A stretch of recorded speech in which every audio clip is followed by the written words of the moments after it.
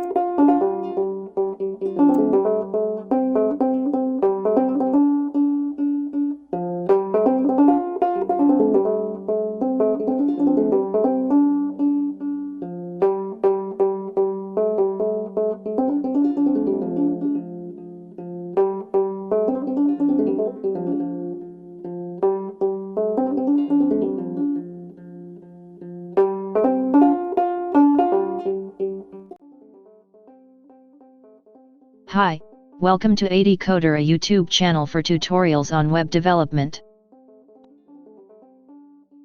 On this video, we will see how to add a text-to-speech system for a website using JavaScript. This is text-to-speech for a website using a web speech synthesis. According to MCD, the speech synthesis utterance interface of the web speech API represents a speech request. It contains the content the speech service should read and information about how to read it. Hi, welcome to AD Coder, a YouTube channel for tutorials on web development. On this video, we will see how to add a text-to-speech system for a website using JavaScript. This is text-to-speech for a website using a web speech synthesis.